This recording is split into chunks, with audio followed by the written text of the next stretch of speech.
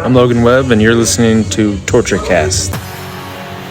You're listening to a podcast by and for fans of the three-time world champion, San Francisco Giants.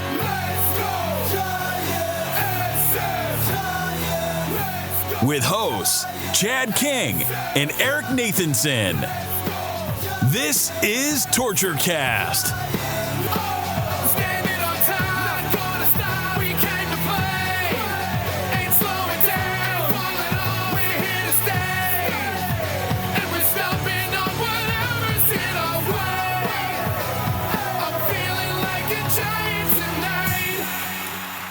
It's Monday, June 5th, 2023, and this is episode 281 of the TortureCast, the podcast by and for fans of the San Francisco Giants.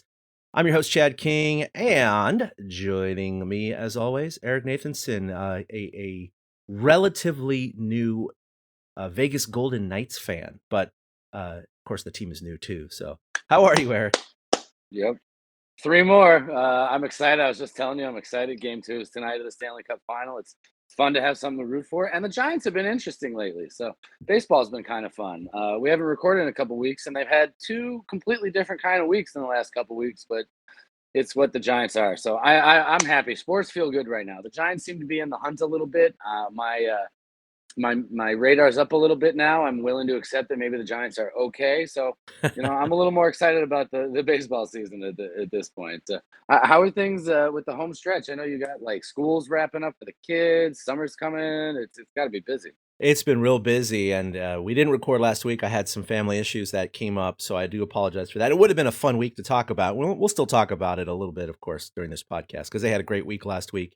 But yeah, my daughter graduates high school this Friday, so this week she's off doing graduation practice. My wife and I are taking some time off to get the house ready for a grad party this weekend. So yeah, a lot of big life kind of check boxes being marked off this week. So it's going to be fun. And then she starts at Cal in the fall, so it'll be fun to see her, go through college. But she's relatively close to us, only about an hour and a half away, so we can still see her, even though it's in a completely different realm. Berkeley, if you've ever been around the town, it is very different than suburbia. So it's going to be fun for her and shall we say interesting with the local homeless population that you often interact with even on campus. But yeah, no, it's really, really, really busy around here, but a lot of good stuff going on. And like you said, the Giants are making it at least interesting and competitive. And since we recorded, they went 7-6.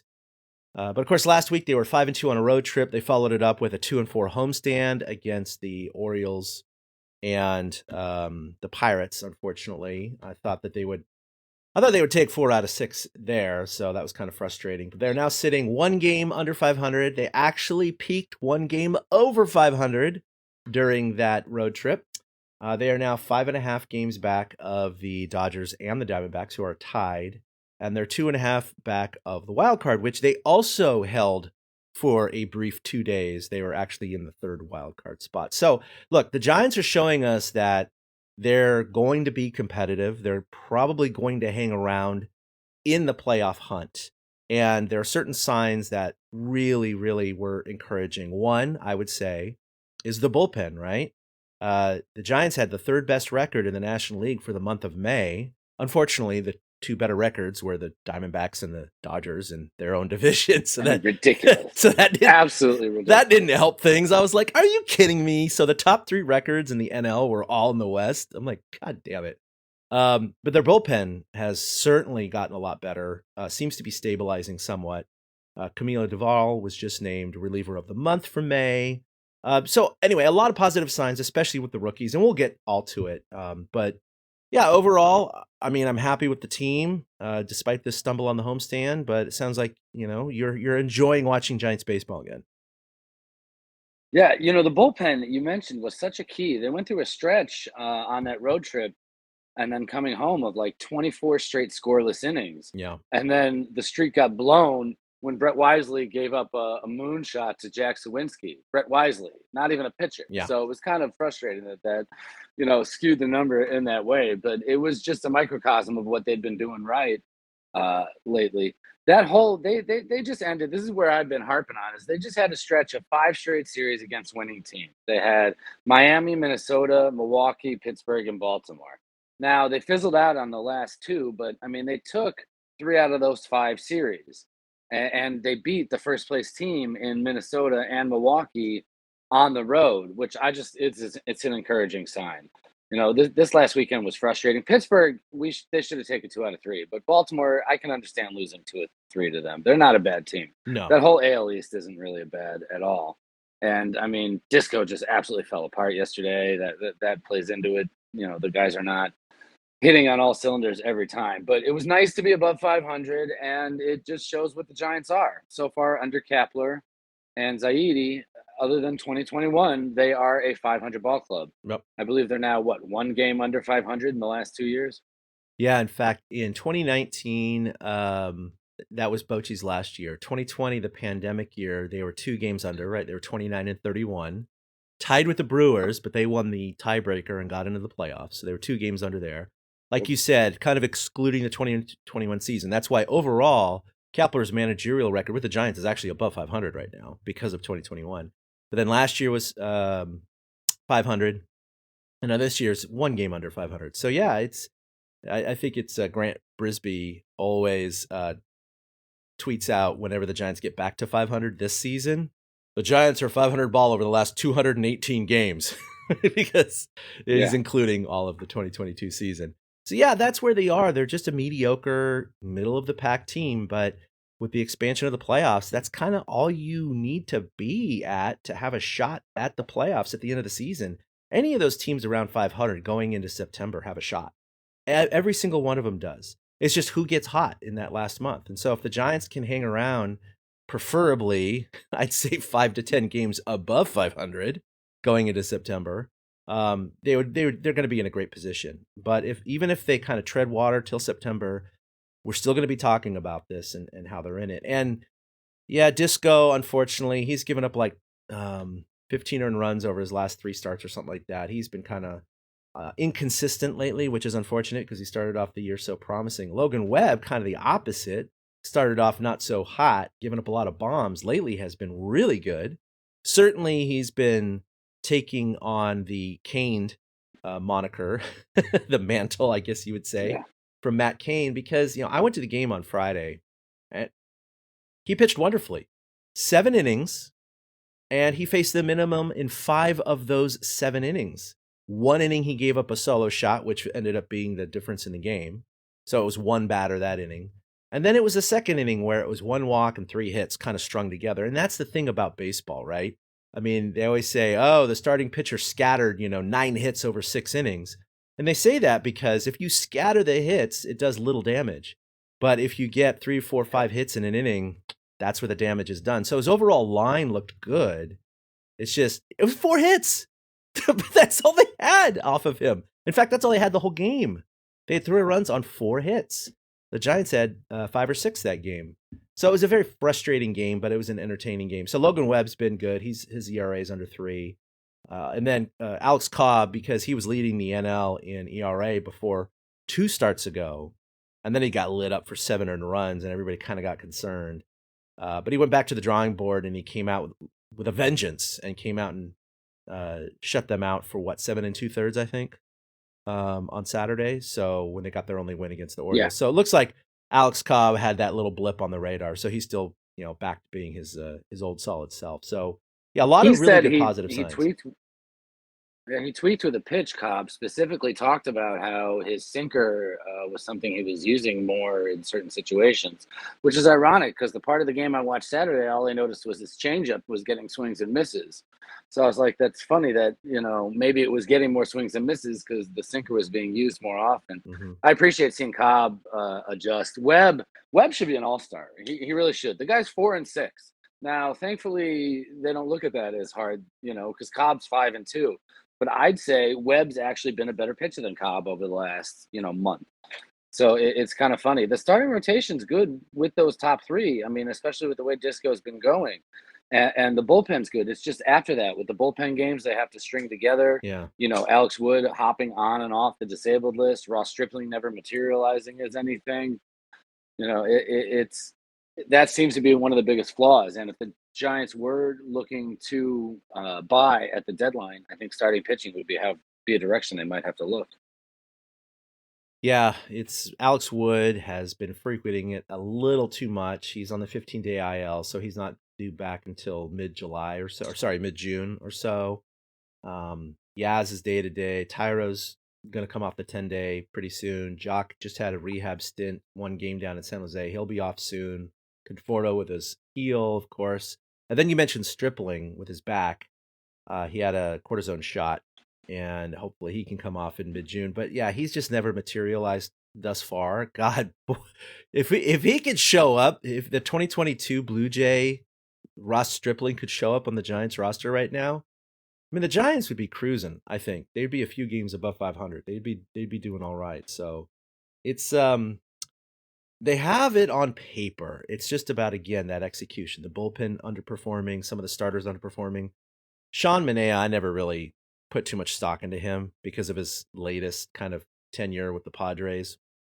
I wasn't too promising there. And, I gotta say, but he's been fine. I gotta out of the say bullpen. though, I tip my cap. Right, his last couple of he struck out 8 and 3 1/3 or something. Yeah. A couple weeks ago. It's really been impressive to see him kind of take that role. And I get it that they're going to always use a starter and then go to Manaea, and it's just kind of frustrating because as a fan, you want to be like, why can't you just start the game then, Sean? Why do you need Brebbia to face the first Right? three batters? That makes no sense to me. I don't know. It's a weird. I don't know if it's a psychological thing or what, but it seems to be I- working. I- They've been winning these I mean, bullpen again- games. It's weird. And against the Twins, they got the Twins to pinch hit for their number 4 hitter before the starter even got an at bat. It is one of the most bonkers things I've ever seen on a baseball field. I still don't understand it. Rocco Baldelli, like, how stoned are you? Why are you gonna? You knew it was a starter. Yeah. Why would you do that? And it was unbelievable. Donnie Barrels came in and pinch hit for like the. I think he might have been the guy who came in there, and then they pinch hit for the leadoff guy his next time around. I didn't understand it. Like, I guess it worked at one time for the Giants, but like, just start Manaea if that's the case. But maybe it's a mental thing, which makes you think that was a crappy signing. Yeah. No, it was really odd how Baldelli did that. Hey, you're in the starting lineup. Cool. Oh, I'm gonna pinch you. I haven't hit yet, coach. Yeah. And it's his prospect. It was the guy who went off like 3 days later. Yeah, he actually was highlighted by MLB on their social media. Yeah, exactly. It didn't make any sense. Julian, yeah, like that's like Casey Schmitt, that's like pinch hitting for Schmitt, and then 2 days later him going off and us being like, that's the future, but we couldn't trust him to face a right-handed pitcher. Yeah. I mean, that's ridiculous. Yeah, that's a good segue. I think we should talk about the two rookies. Of course, they've been making quite the impact. And there's no doubt without them, I think the Giants would be a couple games worse right now. But Casey Schmitt and Patrick Bailey both came up just hot as liquid magma. I mean, they were just crushing it. Now, they've cooled off a little bit, and we knew this was going to happen. You look at their track record in the minor leagues, and they're solid players, but they don't hit 380 in the minors, so we knew that wasn't going to happen. Schmidt's cooled off. He's down to 295. He finally got his first walk a little more than a week ago, but he still only has one walk in 96 plate appearances, Eric. I mean, my God, that's freaking insane, man. He is so aggressive. And then Patrick Bailey's down to 280 as well. But just playing amazing defense. And again, I was at the game Friday, so we went down and talked to Logan Webb, and they asked him about pitching to Patrick Bailey, and he just said he has a calmness and a command about the game that he actually just deferred, because a lot of times Webb likes to punch in the numbers on his belt, and he said, I got comfortable with Bailey doing it. He's all, I just listened to him. He's like, he's listening to a rookie, man. This is Logan Webb, and he's like, yeah, go ahead, call it, Rook, because he felt so comfortable with him, and he called a great game. So and then he had that wonderful throw down to second with the nonchalant tag by Crawford, which, by the way, I called it from the press box. I saw it live, and I saw that nonchalant, like, bloop. I was like, oh, he's out. Whenever Crawford does that, he's out. And the umpire goes, safe. And Bags was behind me, and I looked up at him, and I was like, hey, he got him. And he's like, yeah, he got him. Sure enough, on replay, we saw it. Because whenever Crawford does that, it's almost like, I got him. Whatever. It was so cool. But yeah, Bailey did. I love this kind of plays. I was just going to say Bailey did the back general. pick at first too against the I think that was the Pirates, right? Oh yeah. He's smart. I mean, the fact that Webb said that, Webb has been like a fountain of information this past week. He that quote stuck out to me Friday afterwards about him letting Bailey take over and call the game. It affects actually the Joey Bart discussion we're going to have next. Mm-hmm. Patrick Bailey does because of things like this. Even if his batting cools off, the Giants are going to take him behind the plate if Logan Webb is comfortable with him calling a game. I mean, that's just the kind of thing that they're looking for. They're not looking for the next Buster Posey hitting. They're looking for the next Buster Posey catching. And I think that's the important part there, and that's why, like, Schmitt with the not walking, at some point it'll fix. He might get sent down just based on that if everything just keeps evening out. I mean, he's hitting 295 right now, but if he drops down to like 220, 215, I can see them being concerned. But Bailey just is taking over. Webb said it the other day. He was asked by Kruk and Kipe. He's like, ever since Bailey and Schmitt got there, you guys seem to have more confidence in the clubhouse. You just, having more fun. And Webb's like, it really started with Sable. He said Sable's the first guy who brought all the energy into the clubhouse. He's like, and now with Bailey and Schmitt here, we just feel like we can go out and win every day. Mm-hmm. It's like we didn't feel like that at the beginning of the season, that we could go out and win. And I thought that was real telling as to how these guys are impacting the club. I mean, yeah, Tyro's been playing, fantastic before he got hurt. But for some reason, Patrick Bailey and Casey Schmitt are having a bigger impact on the club than, say, a Tyro Estrada, even though his stats are good. So it's really been kind of amazing in that respect to watch it. Friend of the show, Steven Risotto, said that when he goes to games now, the second biggest cheer is for Casey Schmitt after Brandon Crawford. And Yeah. I thought that was amazing. Did you hear that too on Friday? I did hear it, and I've seen several Schmitt jerseys now in the crowd, mostly on kids. So he's clearly connected with the kids already. The Giants have definitely promoted him. He's made a name for himself, just even through national media, with the way he tore it up the first 2 weeks, and instantly some of these kids latched onto him. And we've talked about this before. The Giants don't have that guy, right? They don't have that Buster Posey or Madison Bumgarner anymore. And yes, Crawford is there, but he's kind of the old guard, and he still has his fans. But for the 9, 10, 11, 12-year-old, I mean, they were born basically when Crawford came onto this team. So they're not quite at that age where they're really starting to latch onto baseball now at that age, and Crawford's like the old guy on the team. So yeah, there's ones that look to him as a fan, but more so that young kid, right? The young up and coming rook, and Casey Schmitt perfectly fits that role.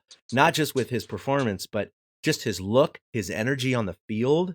I mean, when he hit that double in the 9th inning on Friday night, and he represented the tying run, he came into second base and popped up, and it's just, let's go, the whole thing. He was like super into it. It's nice to see that energy, I like to see that. And I'm sure the kids are connecting with it. So, but there's no doubt when Casey Schmitt comes to the plate, there's a nice big applause for him. That's awesome to see that they have that. I mean, the Giants, I've been harping that they need an impact bat, and like somebody like Schmitt could be that impact bat if he was more consistent. Yeah. But just to have the new infused, energy, and it creates the problem for Joey Bart now. Yeah. Joey Bart, who's been injured, 3 different times this year already.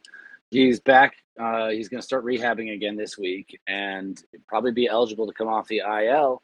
I don't know about you, but I think they're going to keep him in the minors as long as possible on this rehab stint and let Bailey keep going. Bart doesn't figure in the future plans if Bailey can keep this up, and they're going to want to keep getting him at bats. There's no point in bringing Bart up and sitting him down because you can't showcase him for down the line. You can't utilize his skills that way. This is a real interesting conundrum they have. 6 weeks ago, Roberto Perez goes down, and then they lose Austin Wynns, and catching is such a joke. And now all of a sudden we got Patrick Bailey, Joey Bart. What do they do with all these guys? I think Gabe Kapler is getting sick of being asked this question. Not that I've been there for all these pregame dugout interviews, but I was there on Friday. And it was just kind of the look on his face when there were, again, about 2 or 3 questions revolving around Joey Bart. Mainly, they kind of, put their toe in the water. Hey, how's Joey Bart doing? What's his rehab? When does it look like he might come back? And everything's like, I don't know.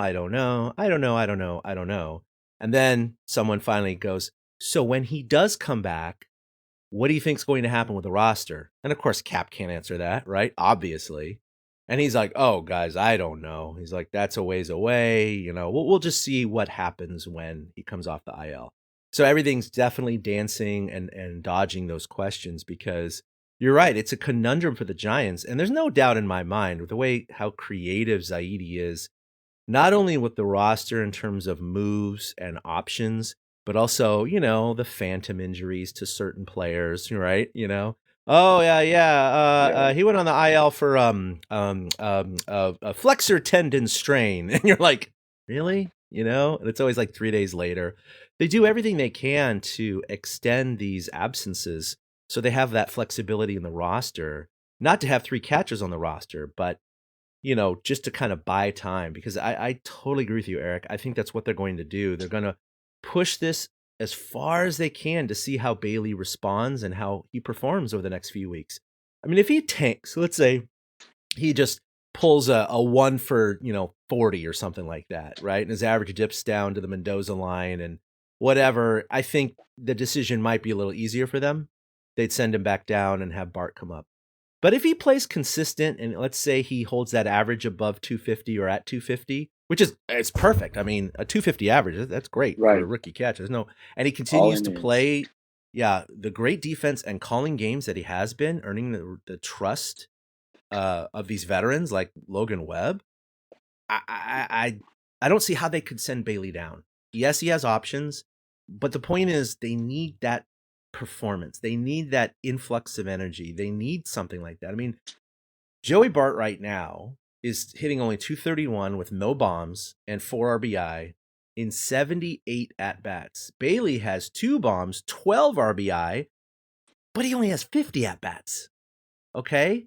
So he has like 33% less, and he's like, his production is way better than Bart. And of course, calling the games and defensively, he's doing just as good or better than Bart. And Bart's been doing a fine job defensively as well. So it's a really tough situation. And you got Sable as the backup catcher, but he's been playing well, man. He's still hitting like 270. Yeah. He's got some pop. He's definitely raw on the field. There's no question about that. He's definitely not the defensive catcher that the other two are. But again, if they can't option him, right? Once they get rid of him, he goes back. So I think they want to keep Sable on the roster right now. And by the way, just as an aside, I was on the field when Sable was asked by, forget her first name, Britton. Anyway, she's one of the broadcasters for NBC Sports Bay Area. And they were doing like a behind the scenes piece. And so I was sitting in the dugout, literally right by them as her and her cameraman were talking to Sable about an interview, and they wanted to film him taking batting practice. And he's like, yeah, man, no problem. And they're just joking and chewing the fat, and he's putting the mic in his belt clip and feeding it through the shirt, right? And they're just talking, okay, so where do you want me? What do you want me to do? And they're joking and laughing. Sable really seems like a genuinely nice, fun guy. Like, he was having a great time. And then he went out on the field behind the cage, and he did a little interview with her. And he's like, okay, so what do you want me to do now? Okay, so go in the cage? Okay, I'll go in the cage now. Like, he was like this little kid. It was really fun. But he's got that youthful exuberance too, like you pointed out to at the beginning of the season. The Giants kind of fed off of that.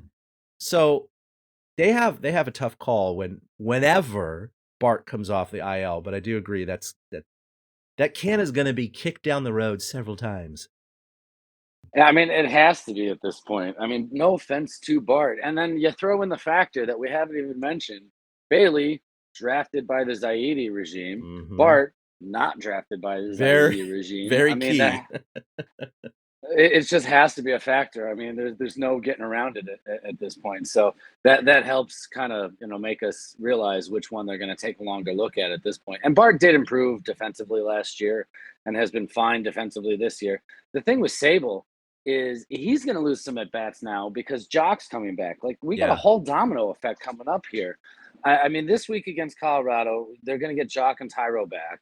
So chances are Bryce Johnson and Brett Wisely are going to get sent down. Wisely, I think that kid's also got a future because that kid, I really enjoy the way he plays. He's got a nice swing and he's versatile.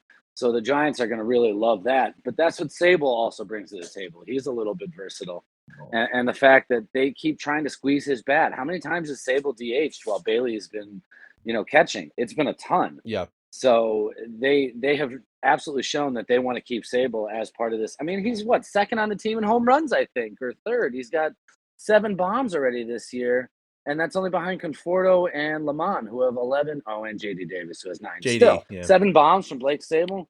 I didn't expect that. No. You know, he's got a bit of a power bat that we did not see coming. So you add those guys in the mix together, they're all, in essence, Farhan finds, and it's much different than Joey Bart, who was left over from the old regime. So this week's going to be interesting with that, though. I mean, seeing Jock and Tyro come back, knowing Bart is out there, you know, all we can just hope for is no injury forces the situation. You know, you mentioned phantom injuries. I'll never forget. You remember Derek Holland, the first year of Farhan, last year of Bochy? Oh, yeah. He's like, I don't know, I sprained something, or oh my, it was such a blow up that they had back then, Yeah. and now we're just kind of used to it. Totally. Yeah, speaking of Brett Wisely, I do think he's done a fine job, but it was fun to watch him in center field rob that home run, but sort of unintentionally rob it. That was hilarious. The way he just... Like, did he not know? Why didn't he jump? That's what I think happened. I think he kind of was like, I got it. And then he was just against the wall, and he stuck his glove up, and there was no jump. But technically, his glove was above the wall, so technically he robbed a home run. It was just the most nonchalant robbing I've ever seen. Because, you know, they have the short fences, like, let's say, right field in Fenway, right? Where it's like, it comes up to waist level. So I'm sure there's been home runs caught right in front of the fence like that, where it would have been a home run. I've never seen a 7 or 8 foot tall fence, so taller than a player, where someone just casually put their glove higher than the fence and caught it. It was the weirdest thing. It was funny though. It was. And then you had another one off the top of the fence too. So in all rights, Logan Webb actually could have easily given up 2 more bombs that night, but he got lucky there. Even though that double did score. Speaking of, I'm going to jump forward here because we were talking about Joey Bart and Farhan Zaidi, but he was on one of the MLB shows this week, and I'm going to go ahead and read a quote here. This is from Farhan Zaidi himself. Quote, "We think we have everything we need to compete within the walls of our clubhouse," Giants president of baseball operations Farhan Zaidi said to MLB Network's Radio's Jim Bowden and Jim Duquette on Sunday's front office show. Quote, "But the trade deadline is a long ways away. Injuries can happen and other things can happen. As we approach it, it's really a goal of ours to be in the playoffs this year, so I think we'll be aggressive when we get to the trade deadline." And so that kind of made some waves in the sense of they haven't been extremely aggressive at the deadline in the last few years, but now he's publicly stated that, which is interesting. Farhan doesn't usually offer that up.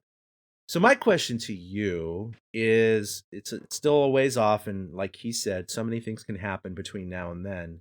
But as of right now, I mean, is Joey Bart or who in the prospects, who in the farm system might be trade bait? And I don't know who you would target right now. I don't have the list of possible trade bait from other teams who might not be in it, because we're not going to talk about Shohei Ohtani or anything like that. That's not happening.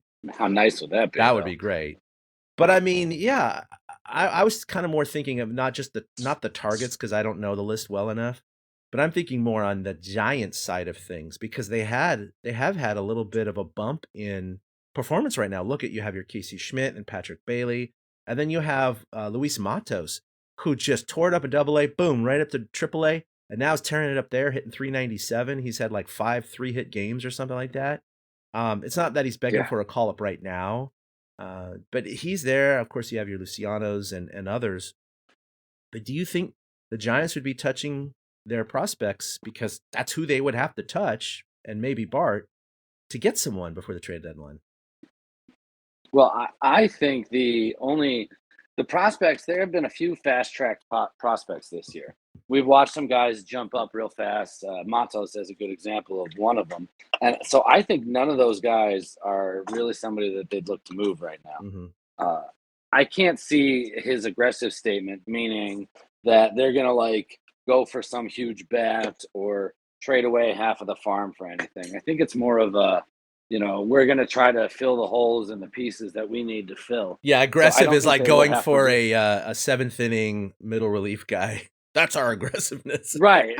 Right. You know, we're going to go get a Will Smith type. Yeah. You know what I mean? Yeah. Like that could be the aggressiveness, which I don't disagree with. they should they should go after and be aggressive in that kind of a sense, but not raid the farm system. Like Vaughn Brown's moved up lately, and from seeing guys like Casey Schmitt and Patrick Bailey get bumped up and then perform at the major league level, it's going to make them hesitant to send away guys like Matos. I think there are certain untouchables in the system right now, and I'm okay with that. Yeah. I also think Joey Bart is going to be somebody who has showcased this trade bait, but I don't think they can afford to trade him this year. Losing Roberto Perez and then having Austin Wynns, finally get picked up by somebody else on waivers, kind of put a kink in their catching plans. I mean, the Sheriff of Nottingham is really the backup catcher right now down in AAA, and nobody has any idea if Nottingham can really. I mean, he can. He's a backup catcher. Yeah. So they might want to hold on to Bart for a little bit, but I think Matos is untouchable. I don't think Luciano's untouchable. Again, because he's being held over. Like a Ramos isn't untouchable at this point. I'm sure they'd be willing to trade somebody like him.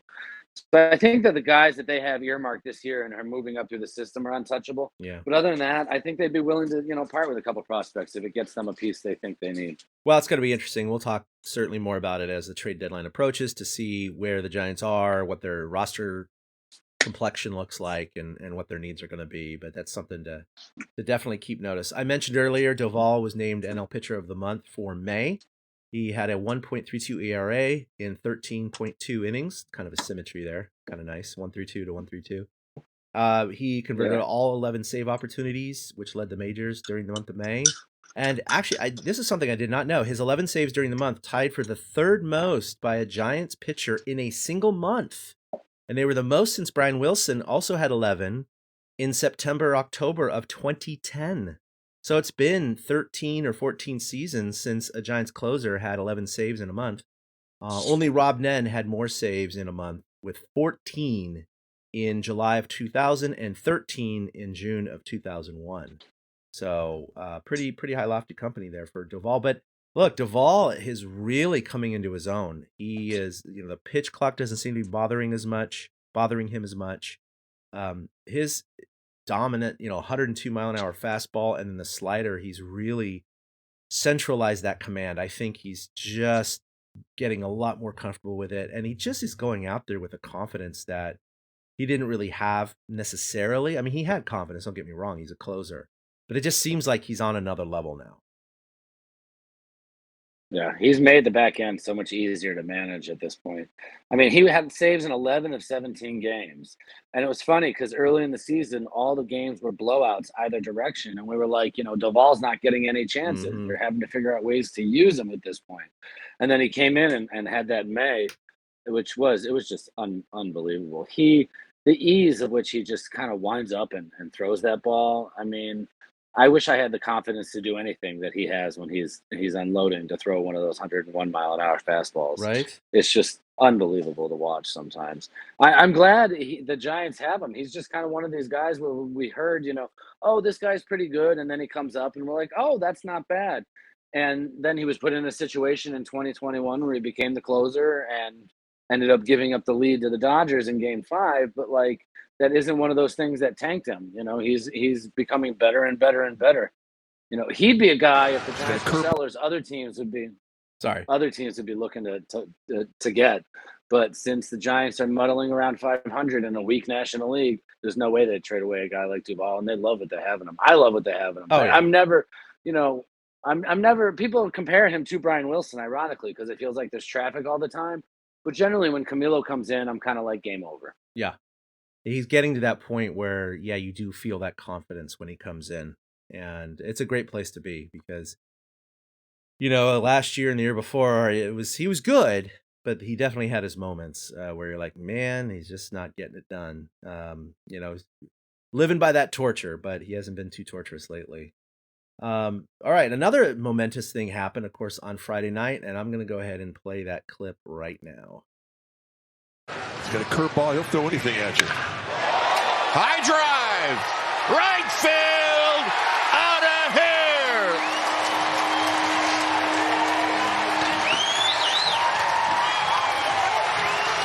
One pitch, and it's 1-0. Did that go in the water? Yes, it did. That's the one we've all been waiting for. And my partner smoothly picked Lamont Wade Jr. and he delivered for him. He wins a pile of money. The amount of cash, unbelievable. Yeah, so that was, of course, the live call from the broadcast booth of Lamont Wade Jr. hitting splash hit number 100 on the very first pitch of the game that the Giants saw on Friday night. And that was cool. I was there, so that was fun to watch.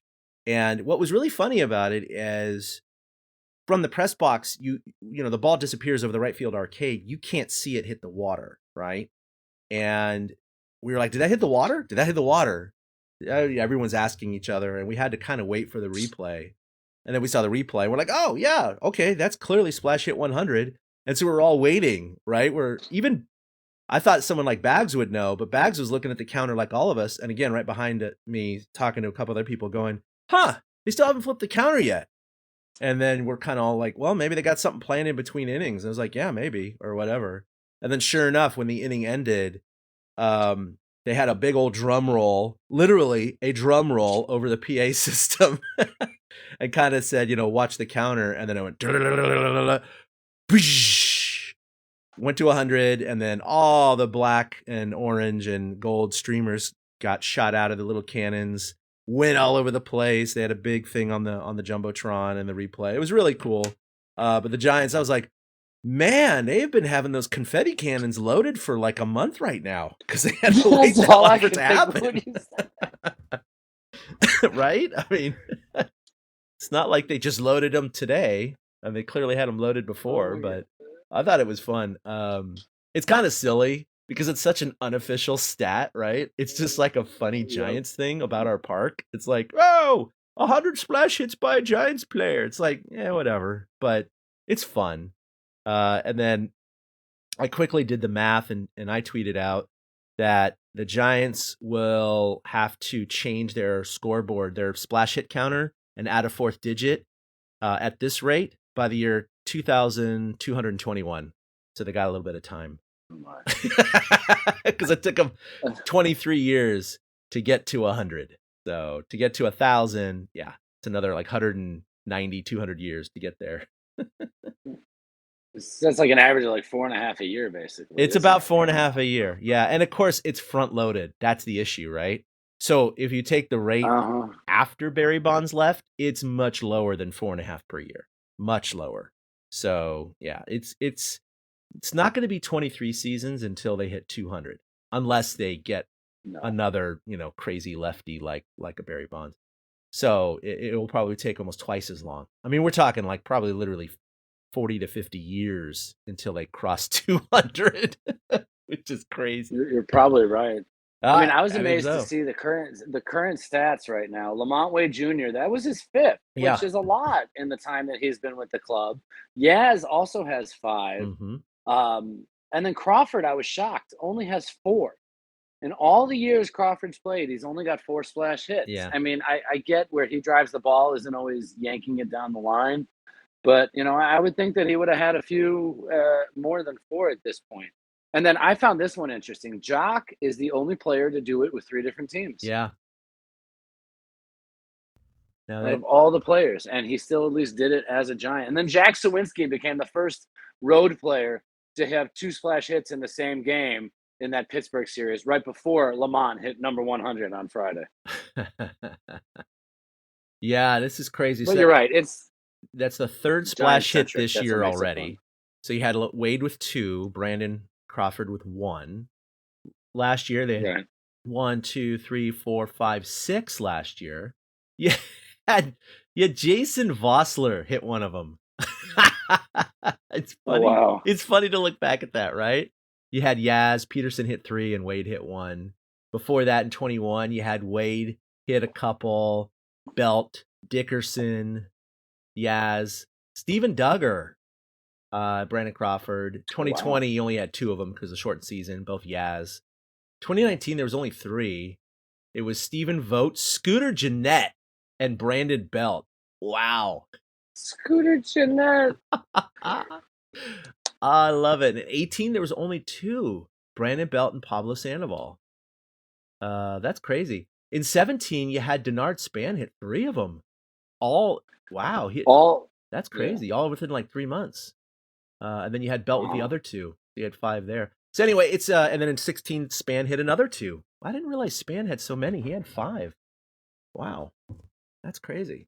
It was just his swing. It was just kind of tailored for it. Yeah. I remember, I think Span hit 69, and then just like 2 days later, he hit 70.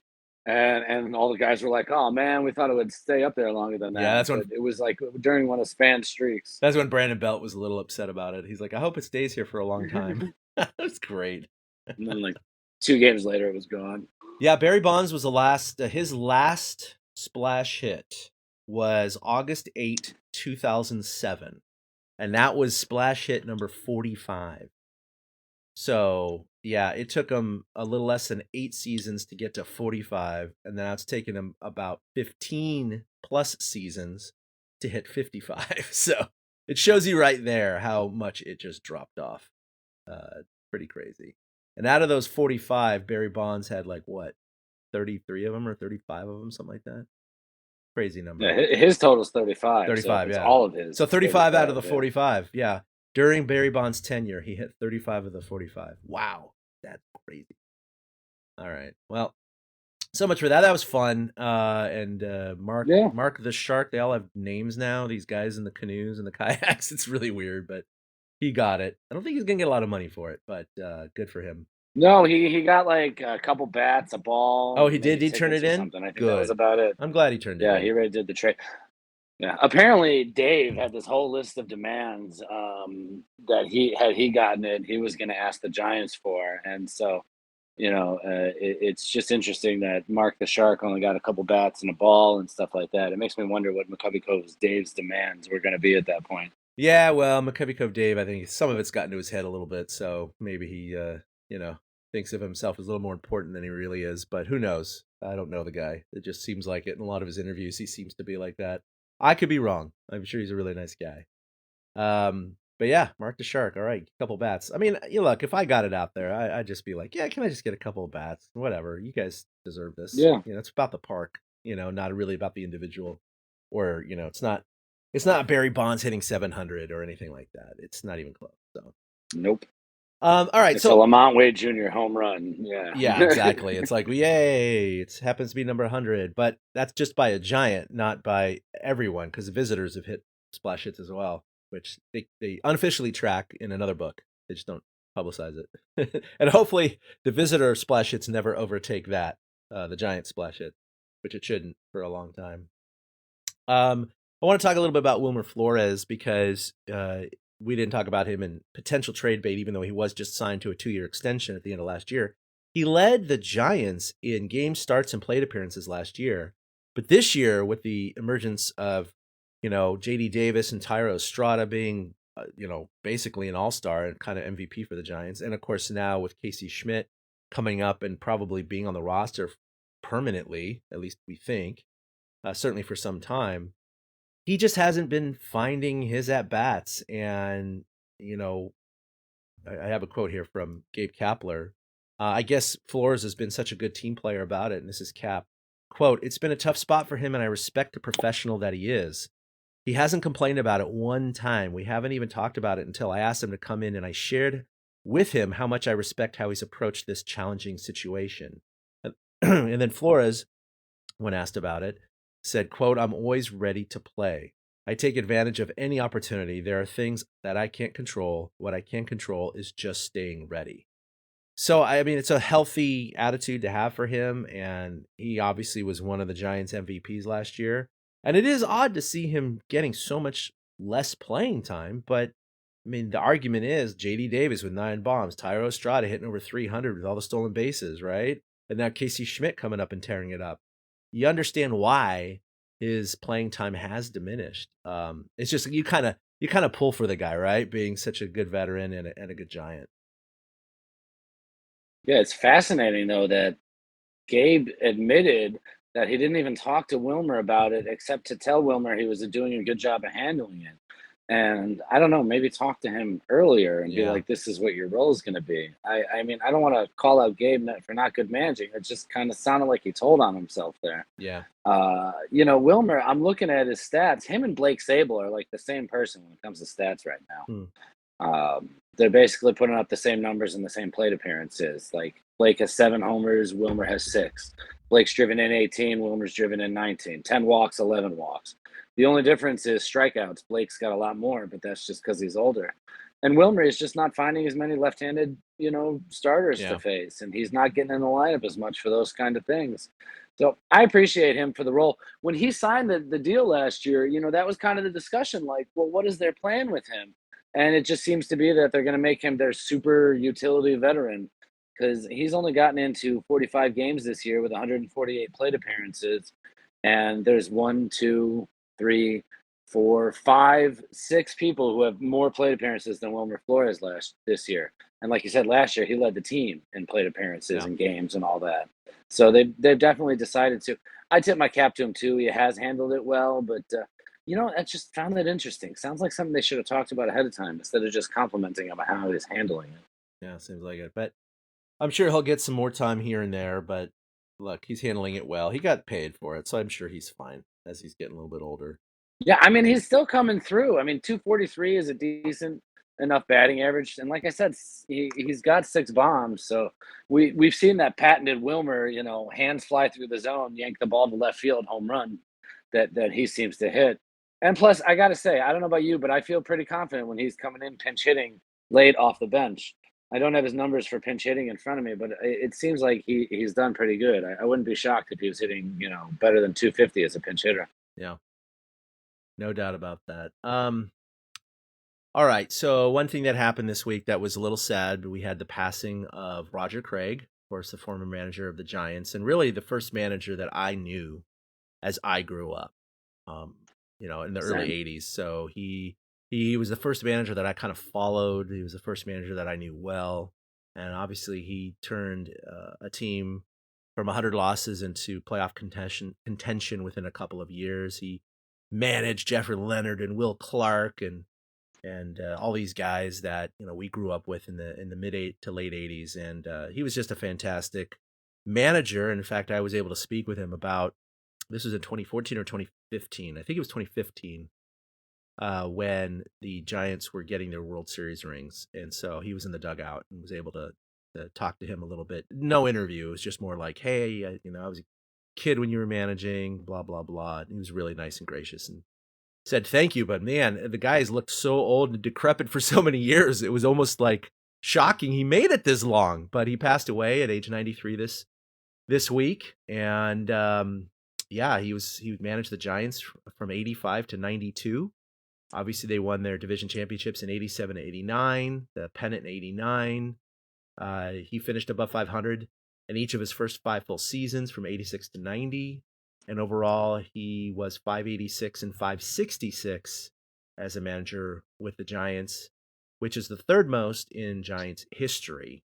And then in his 1,152 games as a manager are also 6th most in history behind McGraw, Bochy, Baker, Bill Terry, and Leo DeRocher. So, I mean, and we all kind of forget he was a big league pitcher, right? He played 10 seasons in the league. I'm sorry, he managed 10 seasons in the league prior to that in big league ball. He was a right-handed starter, and he played from 55 to 66. He debuted with the Brooklyn Dodgers in 1955, and actually came out west when the Dodgers moved in 58, and he was a Dodger for the first 7 years of his career. And in 1959, he went 11-5 with a 2.06 ERA in 29 games with 4 shutouts and was 13th in the MVP voting that year. So, he kind of journeymaned the last few years of his career with the Mets, the Cardinals, and the Phillies. But overall, he finished with a 74.98 record, 3.83 ERA, with 58 complete games, which you never hear of today, 7 shutouts and 19 saves. And he won 3 World Series as a player. So he has a long tenured baseball history, real smart baseball guy, and he brought so much to the Giants and really propelled them to kind of bridge that gap between him and Dusty Baker. And I don't know. I just have a lot of thanks and kudos for him, and he was just a solid guy. Baby. Yeah, apparently he was real instrumental with your boy Will Clark's career.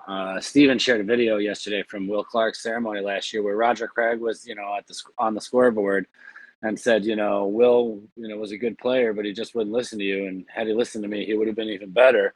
And it just seemed like that's the kind of humor that Craig had, but it also showed that he drove and motivated those players. Like you, I fell in love with the Giants in the 80s. And so 1987 was really the year that sucked me in. And Roger Craig was the manager, same with 89. So it was a good run there. And, I mentioned this, I was on a Twitter space last night. The set of managers that we've had in San Francisco, it's just amazing that we've only had 5 managers over the last 30. Let's see, Roger Craig took over in 85. So the last 38 years, the Giants have had like 5 managers: Roger Craig, Dusty Baker, Philippe Alou, Bruce Bochy, and now Gabe Kapler, which is just an unprecedented run. It really is. And it all started with Roger Craig. Yeah.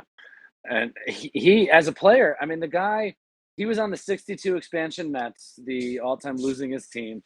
And he lost 24 games that year. And I saw a quote the other day, and I'd seen this before, and he said it. You got to be pretty good to lose 24 games in a season. And when you think about it, he's not wrong. No. To lose that many games and keep getting sent out there, you have to be a pretty good. He had 13 complete games that year. He had 14 complete games the year after. Yeah. For 2 crappy Mets teams where he lost over 20 games. So it's, he had a fascinating baseball career, great baseball lifer, and a real big reason why the Giants did turn around after the horrible 100-loss season. Yeah. Well, in honor of him and probably one of the more fun teams that they had, even though they didn't win the division that year, 1986, I was 12 years old that summer, and one of their slogans was, "You gotta like these kids." And that song is still emblazoned in my skull, which I loved back in the day. So I'm going to play a little bit of that 1986 kind of remembrance. To play the Enterprise. Goodbye. You gotta watch these Giants. You gotta like these kids. Humm Baby. There's a line drive. A home run for Will Clark. The pitch. Swung on and missed. The ball game is over and the Giants have won. Grand slam. Oh my goodness. Hensley to the plate and Craig swings, lines it to first. Caught by Aldrete. The ball game is over. Holy cow.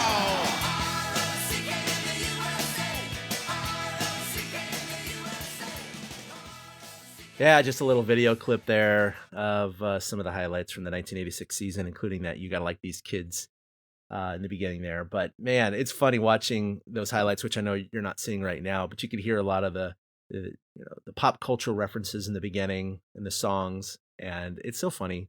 Eric, I feel old now every time I see those things, because when it happened, of course, it's not old, right? It's current, and like now you look back at that, and everything's grainy footage and like old timey. It's like, wait, I now lived in a time where things are called old timey. I don't like that.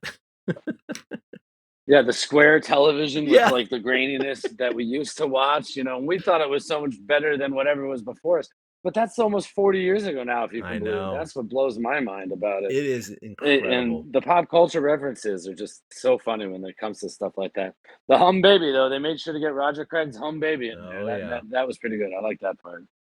All right. Well, before we wrap up, there's just a couple more things I wanted to do. One was kind of, I like keeping tabs on former Giants, and we'll do this from time to time, but Brandon Belt, we had talked about, kind of was really struggling and scuffling to start the season with the Blue Jays, but he's really picked it up lately, hitting .343 over his last 25 games. That's May 4th to June 4th, and he's raised his season average to .259, so now it's in that respectable level of territory, so I'm sure the Blue Jays and their fans are much relieved that he's kind of picked it up a little bit. And then Bruce Bochy, man, I'm just going to say this. The Texas Rangers last had a winning record in 2016. In order, starting from 2017, here are the number of losses they've had. 84, 95, 84. The pandemic year, they went 22-38. 102, 94 last year. This year, he has him sitting at 38-20. Second best record in baseball. Most runs per game in baseball at 6.5. 6.5 runs per game average, Eric. Best average at 278. Second best OPS at 821. And you think, oh, the Rangers have always been offensively minded. No. They have the third best ERA in the bigs, 3.65, and the second best whip at 1.19. These Rangers are doing it all right now, and Bruce Bochy, man, he has earned a lot of new fans. I see a lot of these Ranger fans buzzing on Twitter right now, and they're just like, we love you, Boch. This is the best ever, blah, blah, blah. I mean, he's been such a jolt of energy to that team, and yes, they made some moves over the offseason, but in my unprofessional baseball opinion, he has been one of the biggest reasons the Rangers are so much better than the last 6 years. Yeah, the pitching's been really unbelievable, and it's been carrying my fantasy team as well. So thanks to the Rangers for that. Plus, Bochy, I mean, with the run scoring, he must, be in heaven in the hitter's ballpark. I mean, not that it's like an overly hitter's ballpark in Texas, but it's not Oracle. No.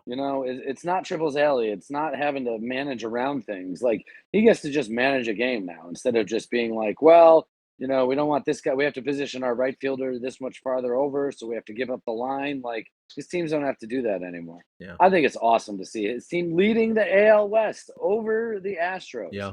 I mean, that's just such a neat thing. And the fact that Bochy is pretty much telling the Giants to shove it by doing this, I mean, we're all pretty sure that he kind of got shoved out the door back a few years back. Yeah. And, it might not have been as contentious as people think it is when you just say that, but he saw the writing on the wall. And the retirement thing, we were never sure it was going to stick. No. And it's good to see him come back. I can't wait till August when the Rangers come to town. Bochy's just going to get one hell of an ovation then. It's August 11th through 13th. The Rangers are in town. So we will get to see Bochy at home this season.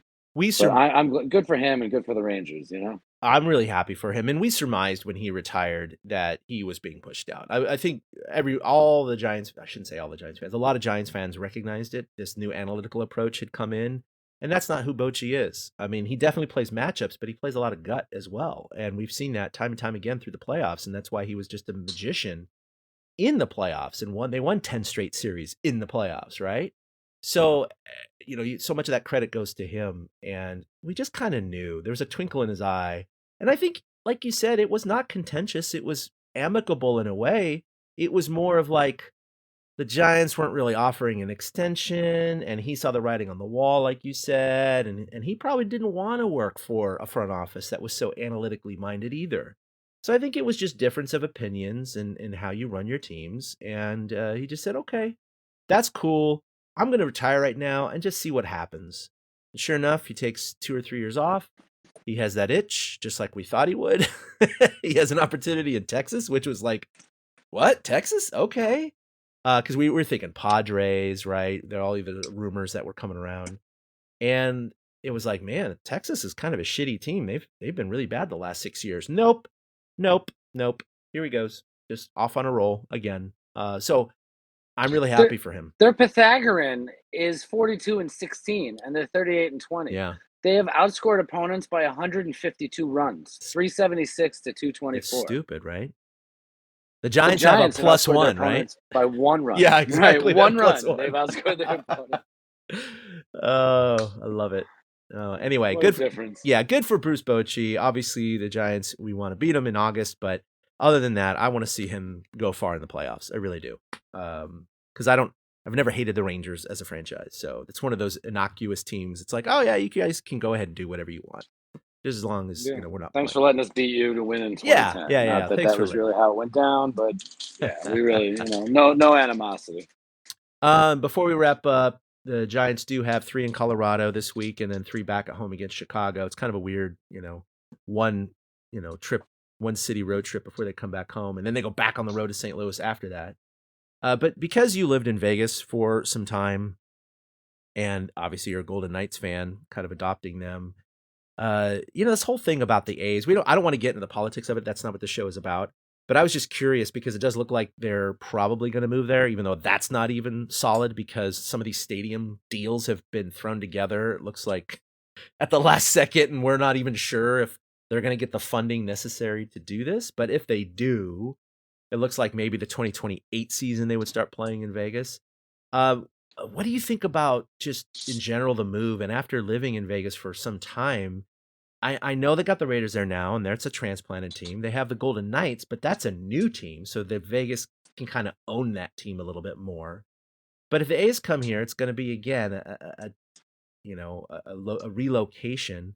Vegas is such a tourist destination, and I haven't looked at the data, but is there any reason to suggest that the A's won't be embraced by the city and it's going to be more marketed as, hey, visitors who come into town, catch your dinner and a show, but before that, you can go see a 4 p.m. A's game, because that's what they're talking about doing. Instead of 7 p.m. games, have them at 4 so they can go for a show after that. It's really odd to me. It just seems like it's being marketed more for tourists and not locals. Yes, and the way that they're, not to get too deep into the politics part of it, but the way they're trying to ram this through Nevada legislature, and the fact that a lot of Clark County residents really are not a fan of this idea because of the amount of taxpayer money involved. Yeah.